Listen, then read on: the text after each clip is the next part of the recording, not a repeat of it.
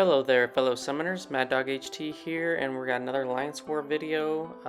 We're going in. This is war number 6. We're gonna start off. What's so funny? We're starting off on path 3, and this is node 15. It's got the aggression armor, and I'm going with Guillotine 2099. I have a Apocalypse Mix Master fight that I would like to get Guillotine charged up for. So here at the start, I'm just kind of playing it nice and safe and easy, just parry heavy. I want to build up those combo shield charges. So if I happen to get clipped mid this fight, my damage doesn't get gimped. Because at the start of fights, this rank 3 Guillotine 2099, she doesn't hit all that hard, but man, she does get ramped up and she becomes a total animal. So we got little robot versus big robot. Who do you think is gonna win? The little robot? Yeah, that's Guillotine. She is a pretty awesome robot. It's a girl robot. Did you know that? So pretty much this is just like a normal Sentinel fight. Especially, I'm not too worried about getting his analysis built up. I'm just gonna try to keep him to throwing L1s, just because if you get clipped by an L2, those incinerate damages can just get really nasty damage on you. Special one doesn't hit very hard, and yeah, so I'm pretty certain I finished this fight pretty clean. And we're gonna hold here for a special 3 and finish Sentinel off when he's around 5%. Because 5% or less, it's a instant kill, guaranteed kill, and you get to carry over your 100 combo, even if you're not at 100 combo. Carry that over to the next fight, and that's what I want because I am going to be using Guillotine against a Mixed Master Apocalypse, and having her start at 100 hits, man, it makes the fights go a lot faster. So we're over 2 minutes in, we're almost halfway through the war battle clock, but he is just about dead. I'm thinking I'm gonna try to bait one more special one. Is he gonna throw it? There he goes. Go in, and there was a bunch of armors on, but here we go, and we throw a special 3, 85 hits with 3% left, and the big Sentinel Tin Can Man goes down. What do you think? Was that pretty good? Maybe? Alright, so next up we have a Magneto. This is on the Strike Counter Fury node, and typically my main counter for this is Thing. Thing is awesome for this node because you can let them build up as many Furies as you want, and it's going to basically trigger protection on every parry, every time you block anything. It's going to trigger protection, and you pretty much won't be able to take damage as long as you redline it and you don't throw any specialists, because you want to keep those rock stacks up. 15 to 20 every time you parry, you get 5 more, and at 20 rock stacks with a max sig 200 thing, you can't take any damage, or it ends up being like 1 health point, but 1 health point, that's nothing, So you'll see this Magneto, he's going to end with, I'm trying to think, I think it's going to be around 50. Right now he's got 28 of those Furies. What do you think about that guy? Which guy do you like the best? You like Cheese Man. I like Cheese Man too. Cheese Man for my daughter is Thing over here on the left side of the screen, and she likes him because he can hit really good, right? He's really strong. So again, just redline it. Don't worry about those Furies, because once they get to about seven or eight of those passive Furies, pretty much every time they touch you, it triggers protection when protection is not up. So it's a pretty awesome Sig ability. He works really good for these fights. So just kind of slow and steady wins the race here. And then typically I make sure if I'm gonna throw a special 3, it's most definitely gonna kill him. I think with Magneto I don't throw a special 3 at all, just because Magneto has that ability where he can be protected as well on big hits. So I just want to make sure that if I do throw a special, which I don't think in this one, it's always going to kill him, because I don't want to come out with without any rock stacks, because if you don't have the rock stacks, the protection is only going to do 80% protection. There we go. Cheeseman got him. That was pretty good, huh? All right. So now we're gonna use Guillotine 2099 again against this Apocalypse. What do you think about that, big dude? Think I can get him? Yeah? Thumbs up? Okay. She was throwing thumbs up. So we come in with 100 combo. I don't know what's so funny. But we start off with a couple heavies. I did apply a pre-fight, right? Actually, I didn't apply a pre-fight on this one. I thought I might have applied the health steal. So basically my strategy for this fight, to keep it nice and safe, with this guy, he does have enough time on his stuns where you can do 2 lights and then a medium, light, medium. So you can do full 5-hit combos, which I am doing. It helps keep the prowess down. And just parry and then mix up that combo. You can do 2 lights under the stun. He can't evade, obviously, while he's stunned. And then I'm just gonna block those special ones.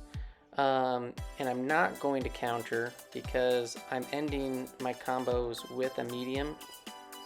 And if I throw a medium, he's gonna evade from the Mixmaster. So I'm just gonna evade out of the last part of the L1, and then you're weird. Be careful. And then just wait for him, and then parry, and then go back at it. And this is a really safe way to do it. And then I'm gonna get him to 5% again, so that I do have Guillotine as another option with another full 100 combo going into another fight. And I don't think I actually use her again, but if I needed to, she would have been pretty stacked to take down anybody really quick. So Spider-Ham, we had my buddy Mirage Turtle had his rank 3 Fury, took him out really easily, bled out. And then here we got on node 35, this has the window of opportunity stun, and when I open, or if you basically stun while that red shield timer is up, you're gonna get stunned back. Any damage you do while you stun, regardless of that timer being up or down, it is going to get reflected back to you. You'll take that damage back. But I go in with a pre-fight torch, and you can see that, how many hits was that? Like 13 hits, and that's all it took, and he got nuked. Torch is just amazing. So now we're going node 45. Look, I'm gonna battle Cheeseman. No. Yeah, I'm gonna battle Cheeseman. Oh, I do go in with this fight with Guillotine, because I'm like, the extra damage that I'm going to get while I have that combo up is gonna just wreck this dude.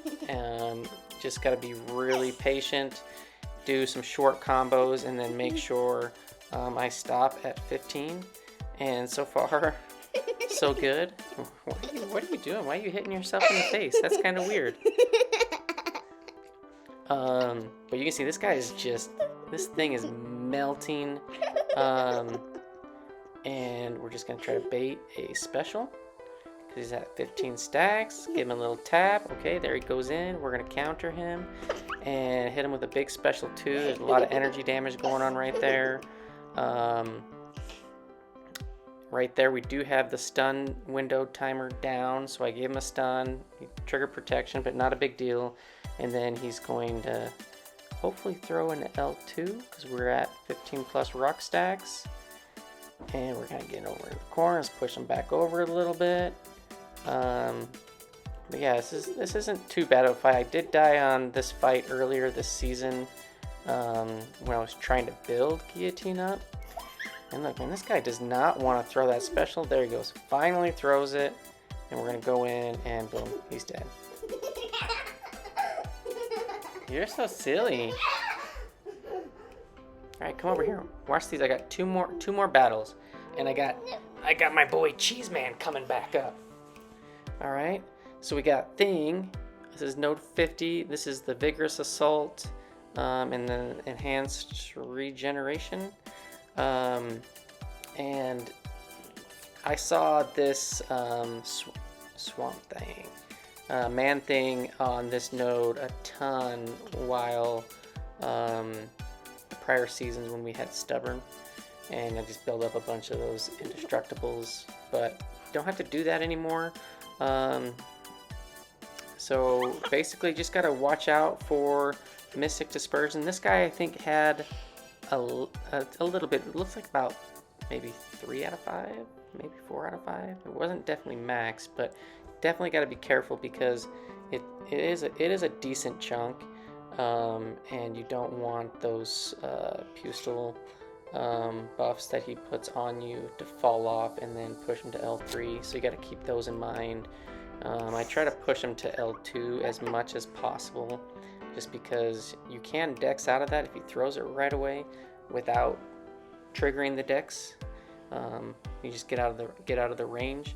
But you know, we're just gonna try to parry a lot towards the beginning, do some shorter combos, watch his power gain, watch those buffs that I'm getting, watch his Mystic Dispersion, and yeah, build up those Furies, because I have 46 right now, and at 60, it's a lot of extra attack, and I'm not too worried. Thing is an XL champion, so even though ManThing is an XL as well, if I do trigger protection from hitting too hard, I can always just knock him down. I don't have to intercept. So now here we just push him over the 50% health threshold, and now every time he throws a special, he is going to